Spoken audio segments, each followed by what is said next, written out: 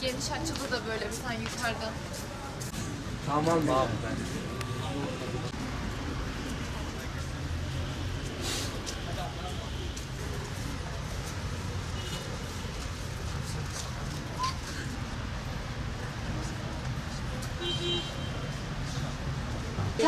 Bu koronavirüs dolayısıyla kanser hastaları ve nakil hastalarımıza ücretsiz olarak maske veriyoruz. Beyan etmeleri yeterli, herhangi bir belge de istemiyoruz. Bu zor günde hem milletimize elimizden geldiği kadar bir katkı yapmak istedik. İnşallah yerini bulur. Bu virüsten de bir an önce kurtuluruz ülkemiz olarak inşallah. Maskeler zaten bulunması çok zor. Fiyatları çok aşırı derecede yüksek. Hastalar mağdur oluyordu.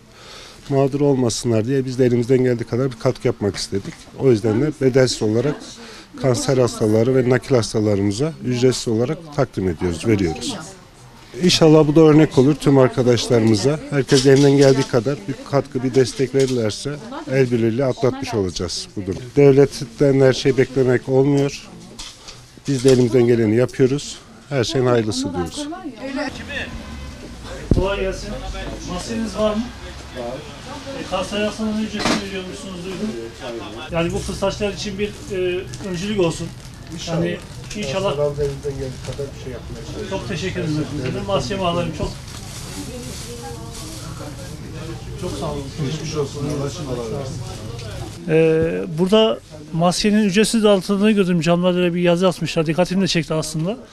Bir geldim sordum. Fırsatçılara karşı bile bir tedbir ben de çok hoşuma gitti.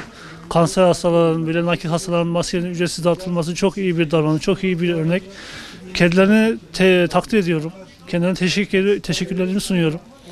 Yani bu şekilde bütün medikal firmaların yapmalarını bu şekilde devam etmelerini istiyorum. Yani bu bir aslında bir salgın hastalık. Bunu bir fırsata çevirmemek lazım. Bunun için millet olarak elimizden ne geliyorsa yardıma muhtaç olan hasta insanların, hasta arkadaşlarımızın, çocuklarımızın onlar için elimizden ne geliyorsa yapmamız gerekiyor.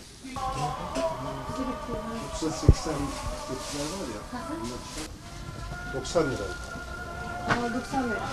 75. 27. Tamam 50 tane. 50 TL buyurun. Bu mu yok? Cerrahiler 10 tanesi 40, filtreliler de 30'a 50'ye var. Bak değil. Bunlar da var.